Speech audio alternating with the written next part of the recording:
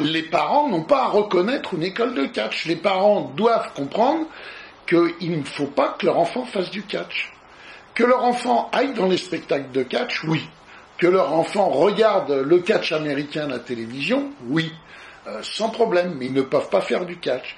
Et ensuite, on va les prendre à partir de 14, 15, voire 16 ans. Moi, je préfère 16 ans, ce serait mieux, parce que si j'arrivais à faire voter une loi, je la ferais voter à partir de 16 ans. Pourquoi 16 ans, notre corps est fait, on a fait notre croissance, enfin la grande partie de notre croissance, et on peut commencer à s'entraîner sur des impacts de chute, de choc. Avant, non, c'est très dangereux.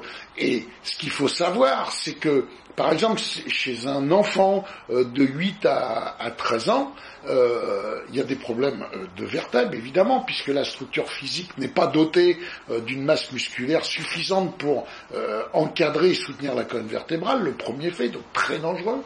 Et le deuxième fait, c'est au niveau cérébral, cette fameuse glande hypophyse, qui est séparée entre deux lobes, qui a des fonctions très importantes au niveau hormonal, je dirais, du corps et au niveau des directions du corps, et cette glande peut être ébranlée.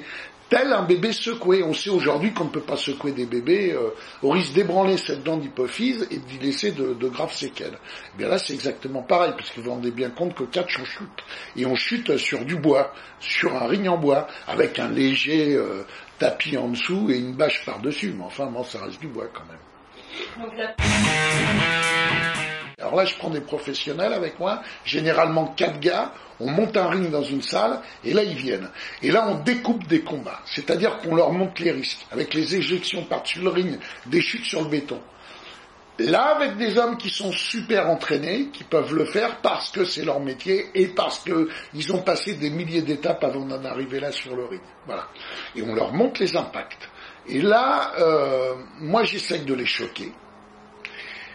C'est pas gentil à dire, mais j'essaye vraiment de les choquer, comme on peut choquer sur des clips qu'on peut voir à la télévision, qui ont été faits sur l'alcoolisme, sur les accidents de la circulation en moto, en voiture, sur la drogue aujourd'hui, voyez-vous. Eh ben, je crois que c'est ça. Faut les choquer, que le soir ils rentrent chez eux, ils en fassent un cauchemar, quoi. De leur dire de venir dans nos écoles. De venir, de se déplacer, de venir regarder nos entraînements, et là ils comprendront tout de suite. Ils comprendront tout de suite que c'est très dur, que c'est très violent, et qu'il faut être quand même assez affranchi musculairement pour pouvoir faire ce genre de sport.